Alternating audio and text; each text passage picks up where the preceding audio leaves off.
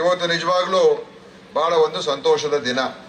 ಯಾಕೆಂತ ಹೇಳಿದ್ರೆ ಈ ಪ್ರಮುಖವಾದಂತ ಒಂದು ರಸ್ತೆ ಮತ್ತು ಅಂಡರ್ ಪಾಸ್ ಏನಿದೆ ಇದು ಇವತ್ತು ಏನು ಮಾಜಿ ನಗರಾಭಿವೃದ್ಧಿ ಸಚಿವರು ಏನು ಕಲ್ಪನೆ ಮತ್ತು ಅವರ ಒಂದು ಕನಸಿನ ಕಾರ್ಯಕ್ರಮವನ್ನ ಇಂದಿನ ನಗರಾಭಿವೃದ್ಧಿ ಸಚಿವರು ಇಬ್ಬರು ಕೂಡ ಒಂದೇ ವೇದಿಕೆಯಲ್ಲಿ ಇರತಕ್ಕಂಥದ್ದು ಬಹಳ ಒಂದು ಸಂತೋಷದ ವಿಷಯ.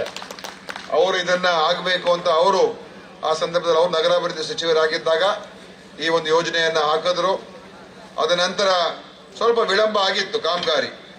ಆದ್ರೆ ನಮ್ಮ ಸರ್ಕಾರ ಬಂದ ಮೇಲೆ ಮತ್ತೆ ಅದಕ್ಕೆ ಎಲ್ಲಾ ರೀತಿಯ ಒಂದು ಶಕ್ತಿಯನ್ನು ಮತ್ತು ಅಗತ್ಯ ಇರುವಂತ ಎಲ್ಲ ಸಹಕಾರವನ್ನು ಕೊಟ್ಟು ಈಗ ಅದನ್ನ ಶೀಘ್ರಗತಿಯಲ್ಲಿ ಕೆಲಸ ಕಾರ್ಯಗಳನ್ನ ಮಾಡಿಸಿ ಇವತ್ತು ಮತ್ತೊಮ್ಮೆ ಅದು ಈಗ ಉದ್ಘಾಟನೆ ಆಗ್ತಕ್ಕಂಥ ಲೋಕಾರ್ಪಣೆ ಆಗ್ತಕ್ಕಂಥ ಒಂದು ಸಂದರ್ಭ ಬಂದಿದೆ. ಈಗಾಗಲೇ ಖಾದರ್ ಸಾಹೇಬ್ರು ಹೇಳಿದ್ರು ಎಷ್ಟು ಈ ಒಂದು ರಸ್ತೆಯಿಂದ ಎಷ್ಟು ಅನುಕೂಲ ಆಗುತ್ತೆ ಅಂತ. ಖಂಡಿತವಾಗಿಯೂ ಈ ತರ ಯೋಜನೆಗಳು ನಿಜವಾಗ್ಲೂ ಕೂಡ ಒಂದು ನಗರದ ಬೆಳವಣಿಗೆಗೆ ಮತ್ತು ಸಂಪರ್ಕಕ್ಕೆ ಬಹಳ ಒಂದು ಅವಶ್ಯ ಇರುವಂತದ್ದು ಮತ್ತು ಬಹಳ ದೊಡ್ಡ ಒಂದು ಬದಲಾವಣೆ ತರತಕ್ಕಂತ ಒಂದು ಯೋಜನೆ ಆಗ್ತದೆ. ಆದ್ರಿಂದ ಇವತ್ತು ನಾನು ನಮ್ಮ ದಕ್ಷಿಣ ಕನ್ನಡ ಜಿಲ್ಲೆಯ ಪರವಾಗಿ ಮತ್ತು ಮಂಗಳೂರಿನ ಜನತೆಯ ಪರವಾಗಿ ನಮ್ಮ ನಗರಾಭಿವೃದ್ಧಿ ಸಚಿವರಿಗೆ ವಿಶೇಷವಾದಂತಹ ಅಭಿನಂದನೆಗಳನ್ನ ಈ ಸಂದರ್ಭದಲ್ಲಿ ಸಲ್ಲಿಸೋದಕ್ಕೆ ಬಯಸ್ತಾ ಇದ್ದೇನೆ. ಅವ್ರು ಇವತ್ತು ಬಂದಿರೋದು ಕೂಡ ನಮಗೆ ಸಂತೋಷ. ಯಾಕಂದ್ರೆ ಇದು ಅಧಿಕೃತವಾದಂತ ಪ್ರೋಗ್ರಾಮ್ ಮಾಡಲಿಕ್ಕೆ ಸಮಯ ಇರಲಿಲ್ಲ. ಯಾಕಂದ್ರೆ ಇದನ್ನ ನೀವು ಹಾಗೆ ಬನ್ನಿ ಸರ್ ಮಾಡ್ಬಿಡೋಣ ಅಂತ ಹೇಳುದು. ಅನೇಕ ಸಂದರ್ಭಗಳಲ್ಲಿ ಮಂತ್ರಿಗಳು ಆತರ ಬರೋದಿಲ್ಲ. ಆದ್ರೆ ಸುರೇಶ್ ಅವರು ಇಲ್ಲ ಬಿಡಿ ಪರವಾಗಿಲ್ಲ, ಎಷ್ಟೇ ಜನ ಇರಲಿ 10 ಜನ ಇರಲಿ ಬಂದ್ಬಿಟ್ಟು ಉದ್ಘಾಟನೆ ಮಾಡ್ಬಿಟ್ಟು ಹೋಗೋಣ ಅಂತ ಅವ್ರು ಮೊನ್ನೆ ಹೇಳಿದ್ರು. ಅದಕ್ಕೋಸ್ಕರ ಇವತ್ತು ಬಹಳ ಒಂದು ಸರಳತೆಯಿಂದ ಬಂದು ಇವತ್ತು ಈ ಕಾರ್ಯಕ್ರಮದಲ್ಲಿ ಭಾಗಿಯಾಗಿದ್ದಾರೆ. ಮತ್ತು ಅವ್ರು ಹೇಳಿದ್ದಾರೆ ಮುಂದೆ ಎಲ್ಲ ಯೋಜನೆಗಳನ್ನ ನಾನು ಮಾಡ್ಕೊಡ್ತೀನಿ ಅಂತ. ಈಗಾಗಲೇ ಅವ್ರು ಹೇಳಿದಾಗೆ ಮಹಾತ್ಮ ಗಾಂಧಿ ಏನು ಈ ಒಂದು ನಗರೋತ್ಥಾನ ಯೋಜನೆ ಇದೆ ಅದು ಸುಮಾರು 200 ಕೋಟಿ ರೂಪಾಯಿ ಅಷ್ಟು ಮಂಗಳೂರಿಗೆ ಕೊಟ್ಟಿದ್ದಾರೆ.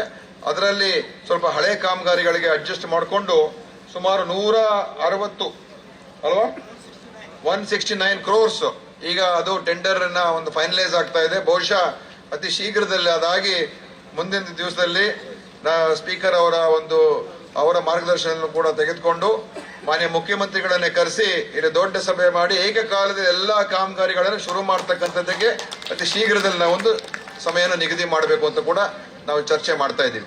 ಯಾಕೆಂದ್ರೆ ಅದರಲ್ಲಿ ಬಹಳಷ್ಟು ಕೆಲಸ ಕಾರ್ಯಗಳನ್ನ ಈಗ ತಗೋಬಹುದು. ಈಗ ಜನವರಿಯಲ್ಲಿ ಇದ್ದೀವಿ. ಫೆಬ್ರವರಿ, ಮಾರ್ಚ್, ಏಪ್ರಿಲ್, ಮೇ ಈ 4 ತಿಂಗಳಲ್ಲಿ ಎಲ್ಲ ಅನೇಕ ಕೆಲಸಗಳು ಮಾಡೋದಕ್ಕೆ ಸುಲಭ ಆಗ್ತದೆ. ಅದರಿಂದ ಅದನ್ನ ಇನ್ನೇನು ಅಂತಿಮ ಹಂತದಲ್ಲಿದೆ ಅಂತ ಮಾನ್ಯ ಸಚಿವರು ಹೇಳಿದ್ದಾರೆ. ಕೂಡಲೇ ಅದನ್ನ ನಾವು ತೆಗೆದುಕೊಂಡು ಆ ಕೆಲಸವನ್ನು ಕೂಡ ನಾವು ಪ್ರಾರಂಭ ಮಾಡಬಹುದು. ಈಗಾಗಲೇ ಸ್ಮಾರ್ಟ್ ಸಿಟಿ ಯೋಜನೆ ಅಡಿಯಲ್ಲಿ ಸಾಕಷ್ಟು ಕೆಲಸಗಳು ತಗೊಂಡಿದ್ದೇವೆ. ಅನೇಕ ಕಾಮಗಾರಿಗಳು ವೆನ್ಲಾಕ್ ಆಸ್ಪತ್ರೆದೇ ಇರ್ಬೋದು, ಸ್ಟೇಡಿಯಂಗಳದೇ ಇರ್ಬೋದು, ಬೇರೆ ಬೇರೆ ಇತ್ಯಾದಿ ಅನೇಕ ಕಾಮಗಾರಿಗಳನ್ನ ಅದನ್ನ ಮುಕ್ತಾಯ ಹಂತಕ್ಕೆ ತಗೊಂಡು ಬಂದು ಲೋಕಾರ್ಪಣೆ ಮಾಡಿಸಿದ್ದೇವೆ. ಕೆಲವು ಎಲ್ಲ ವಿಳಂಬ ಆಗ್ತಾ ಇತ್ತು, ಅದನ್ನೆಲ್ಲವೂ ಕೂಡ ಫಿನಿಶ್ ಮಾಡಿಸಿ ಅದನ್ನ ಜನರಿಗೆ ಸಮರ್ಪಣೆ ಮಾಡ್ತಕ್ಕಂಥ ಕೆಲಸ ಆಗಿದೆ. ಇನ್ನೂ ಕೆಲವು ಕಾಮಗಾರಿಗಳಿದೆ ಸ್ಮಾರ್ಟ್ ಸಿಟಿ ಯೋಜನೆ ಅಡಿಯಲ್ಲಿ, ಅದನ್ನು ಕೂಡ ರಿವ್ಯೂ ಮಾಡಬೇಕು ಅಂತ ಮಾನ್ಯ ಸಚಿವರಿಗೆ ಹೇಳಿದ್ದೇನೆ. ಅವರು ಅದನ್ನ ಇನ್ಯಾವುದೇ ಕಾಮಗಾರಿಗಳು ಬಾಕಿ ಇದೆ ಅದನ್ನ ಪೂರ್ತಿ ಮಾಡ್ತಕ್ಕಂಥ ಹೆಚ್ಚು ಸಮಯ ತೆಗೆದುಕೊಳ್ದೇನೆ ಅದನ್ನ ಮುಕ್ತಾಯ ಮಾಡಿ ಲೋಕಾರ್ಪಣೆ ಮಾಡ್ತಕ್ಕಂಥ ಕೂಡ ಆಗಬೇಕು ಅಂತ ನಾನು ಮಾನ್ಯ ಸಚಿವರಲ್ಲಿ ಕೂಡ ನಾನು ಮನವಿ ಮಾಡ್ತಾ ಇದ್ದೀನಿ. ಈಗ ನಮ್ಮ ಸರ್ಕಾರ ಬಂದ ಮೇಲೆ ಬಹುಶಃ ಅನೇಕ ಇಲ್ಲಿಂದ ರಾಜಕೀಯವಾಗಿ ನಮಗೆ ಹೆಚ್ಚು ನಾವೇನು ಸ್ಥಾನಮಾನಗಳು ಗೆಲ್ಲಿಲ್ಲ ಈ ಒಂದು ಜಿಲ್ಲೆಯಲ್ಲಿ. ಆದ್ರೆ ನಮ್ಮ ಮುಖ್ಯಮಂತ್ರಿಗಳು ಬಹುಶಃ ಈ ಜಿಲ್ಲೆಗೆ ಎಷ್ಟು ಬಾರಿ ಬಂದಿದ್ದಾರೆ ಅಂತ ಹೇಳಿದ್ರೆ ಇಲ್ಲೇನು ಎಲ್ಲರೂ ಕೂಡ ಕಾಂಗ್ರೆಸ್ ಶಾಸಕರು ಇದ್ದಾರೆ ಅಂತ ಅನಿಸುವಂತ ರೀತಿಗೆ ಮುಖ್ಯಮಂತ್ರಿಗಳು ಈ ಜಿಲ್ಲೆಗೆ ಬಂದು ಹೋಗಿದ್ದಾರೆ. ಅಷ್ಟೊಂದು ಕೆಲಸ ಕಾರ್ಯಗಳು ಮಾಡಿಸ್ಕೊಟ್ಟಿದ್ದಾರೆ. ನಮ್ಮ ಏನು ಜಿಲ್ಲಾ ಕಚೇರಿ ಏನಿದೆ ಇವತ್ತು DC ಆಫೀಸ್, ಬಹುಶಃ ಇಡೀ ಕರ್ನಾಟಕಕ್ಕೆ ಅಂತ ಒಂದು DC ಆಫೀಸ್ ಇಲ್ಲ, ಅದು ಇವತ್ತು ನಿರ್ಮಾಣ ಆಗಿ ಅವರೇ ಶಂಕುಸ್ಥಾಪನೆ ಹಾಕಿದ್ರು, ಮುಖ್ಯಮಂತ್ರಿಯವರೇ ಬಂದು ಉದ್ಘಾಟನೆ ಮಾಡಿದ್ರು. ಅಷ್ಟು ಚೆನ್ನಾಗಿ ಇವತ್ತು ಆಗಿದೆ. ವೆನ್ಲಾಕ್ ಆಸ್ಪತ್ರೆಗೆ ಕೂಡ ಅಭಿವೃದ್ಧಿ ಆಗಿದೆ. ಈಗ ಮತ್ತೆ ನಾವು ಮೊನ್ನೆ 70 ಕೋಟಿ ರೂಪಾಯಿ ಏನು ಅದಕ್ಕೆ ನೋಟಿಫಿಕೇಶನ್ 35 ಪ್ರಥಮ ಹಂತದನ್ನ ನೋಟಿಫೈ ಮಾಡಿದೀವಿ, ಟೆಂಡರ್ಗೆ ಈಗ ನೋಟಿಫೈ ಮಾಡಿದೀವಿ. ಸೊ ನಮ್ಮ ವೆನ್ಲಾಕ್ ಆಸ್ಪತ್ರೆ ಇನ್ನೂ ಮೇಲ್ದರ್ಜೆಗೆ ಏರಿಸಬೇಕು ಅಂತ ಅದನ್ನ ಆ ಒಂದು ಹಣವನ್ನು ಕೂಡ ಈಗ ಇನ್ನೇನು ಸ್ವಲ್ಪ ದಿವಸದಲ್ಲಿ ಆ ಕೆಲಸವನ್ನು ಶುರು ಮಾಡಿಸ್ತೀವಿ. ಈಗಾಗಲೇ ಹಲವಾರು ಈ ತರ ಯೋಜನೆಗಳು ಈಗ ಇಲ್ಲಿಂದ ಏನು ನಮ್ಮ ಬೋಳಾರಿಂದ ಉಳ್ಳಾಳಿಗೆ ಅಲ್ಲಿಗೆ ಒಂದು ಬ್ರಿಡ್ಜ್ ಅನ್ನು ನಿರ್ಮಾಣ ಮಾಡತಕ್ಕಂಥದ್ದಕ್ಕೆ 250 ಕೋಟಿ ರೂಪಾಯಿನ ಅನುದಾನವನ್ನ ಈಗ DPR ತಯಾರಾಗ್ತಾ ಇದೆ. ಖಂಡಿತವಾಗಿ ಆ ಕೆಲಸ ಆಗ್ತದೆ. ಬಹುಶಃ 3-4 ತಿಂಗಳಲ್ಲಿ 550 ಕೋಟಿ ರೂಪಾಯಿ ವೆಚ್ಚದಲ್ಲಿ ಹೊಸ ಒಂದು ಬ್ರಿಡ್ಜ್ ಅನ್ನ ಬೋಲಾರಿಂದ ಉಳ್ಳಾಳಿಗೆ ನಿರ್ಮಾಣ ಮಾಡತಕ್ಕಂಥದ್ದಕ್ಕೆ ನಮ್ಮ ಸರ್ಕಾರ ಅನುಮೋದನೆ ಕೊಡ್ತಕ್ಕಂಥದ್ದಿದೆ. ಇದು ನಿಜವಾಗ್ಲೂ ದೊಡ್ಡ ಯೋಜನೆ.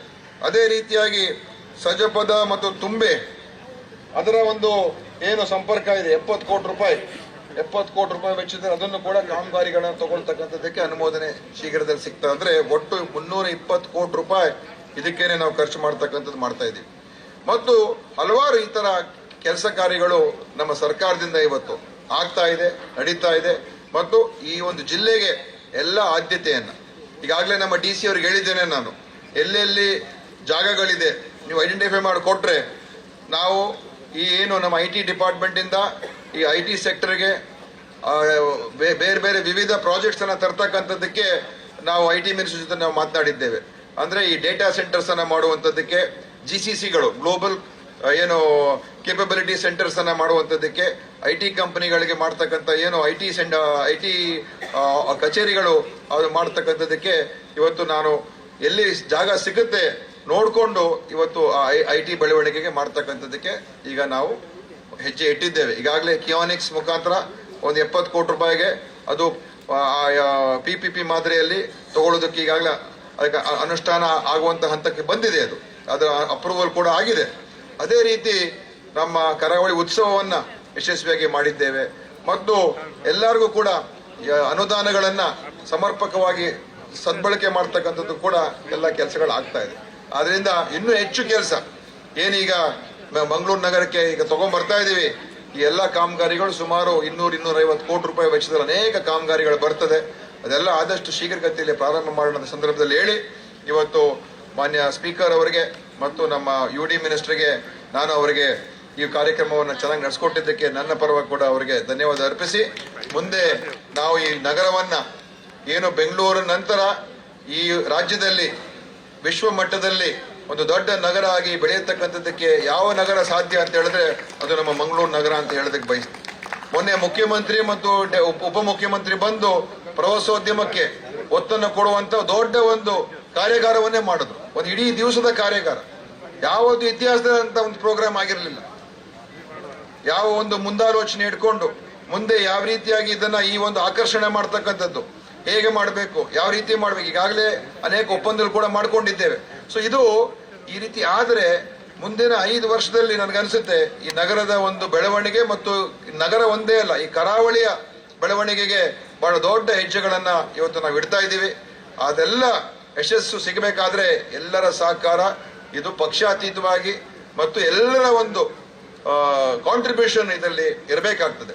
ಇವತ್ತು BJP ಕಾಂಗ್ರೆಸ್ ಅಂತ ಅಲ್ಲ. ಇವತ್ತು ನಮ್ಮ ಉದ್ದೇಶ ಅಭಿವೃದ್ಧಿಯಲ್ಲಿ ರಾಜಕಾರಣ ಇಲ್ಲ, ಅಭಿವೃದ್ಧಿಯಲ್ಲಿ ಪಕ್ಷಪಾತ ಇಲ್ಲ ಮತ್ತು ಜಾತಿ ಧರ್ಮ ಭೇದ ಭಾವ ಯಾವುದೂ ಇಲ್ಲ. ಎಲ್ರಿಗೂ ಅವಕಾಶಗಳು, ಸಮಾನವಾದ ಅವಕಾಶಗಳು ಸಿಗಬೇಕು ಮತ್ತು ಯಾರು ಹಿಂದೆ ಇದ್ದಾರೆ ಅವ್ರಿಗೆ ಮೇಲ್ ತರೋದಕ್ಕೆ ನಾವು ಪ್ರಯತ್ನ ಮಾಡಬೇಕು. ಇದೇ ನಮ್ಮ ಸರ್ಕಾರದ ನಮ್ಮ ಗ್ಯಾರಂಟಿ ಯೋಜನೆ ಇರ್ಬೋದು, ಬೇರೆ ಯಾವುದೇ ಯೋಜನೆ ಇರ್ಬೋದು, ಆ ನಿಟ್ಟಿನಲ್ಲಿ ಇವತ್ತು ನಾವು ಕೆಲಸ ಮಾಡ್ತಾ ಇದ್ದೀವಿ. ಅದಕ್ಕೋಸ್ಕರ ಯಾರೇ ಏನ್ ಬೇಕಾದ್ರೂ ನಮ್ಮ ಬಗ್ಗೆ ಹೇಳ್ಬೋದು. ಆದ್ರೆ ಒಂದಂತೂ ಹೇಳ್ತೀನಿ, ಸನ್ಮಾನ್ಯ ಸಿದ್ದರಾಮಯ್ಯ ಅವರ ನೇತೃತ್ವ ಸರ್ಕಾರ ಇವತ್ತು ಈ ಇಡೀ ದೇಶದಲ್ಲೇ ನಮ್ಮ ರಾಜ್ಯ ಇವತ್ತು ಯಾವ ಪರ್ ಕ್ಯಾಪಿಟಲ್ GDPಯಲ್ಲಿ ಇವತ್ತು ಕರ್ನಾಟಕ ಇಡೀ ದೇಶಕ್ಕೆ ನಂಬರ್ 1 ಆಗಿದೆ.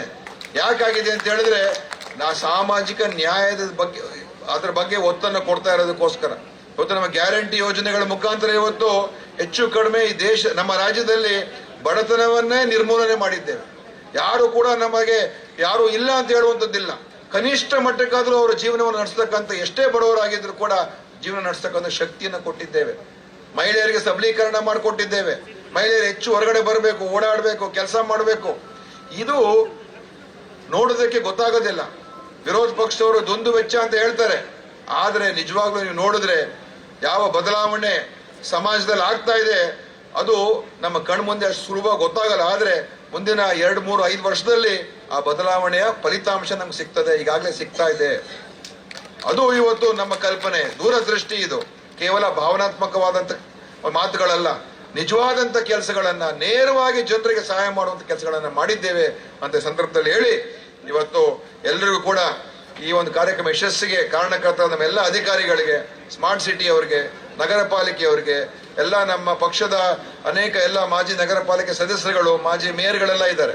ಅವರೆಲ್ಲರೂ ಕೂಡ ಇವತ್ತಿನ ದಿವಸ ಈ ಒಂದು ಕಾರ್ಯಕ್ರಮದ ಯಶಸ್ಸಿಗೆ ಕಾರಣಕರ್ತರಾಗಿದ್ದಾರೆ. ಅವ್ರಿಗೆಲ್ಲರಿಗೂ ನಾನು ಅಭಿನಂದನೆ ಸಲ್ಲಿಸಿ ಧನ್ಯವಾದ ಅರ್ಪಿಸಿ ಮಾತನ್ನು ಮುಗಿಸ್ತೇನೆ. ಜೈ ಹಿಂದ್, ಜೈ ಕರ್ನಾಟಕ.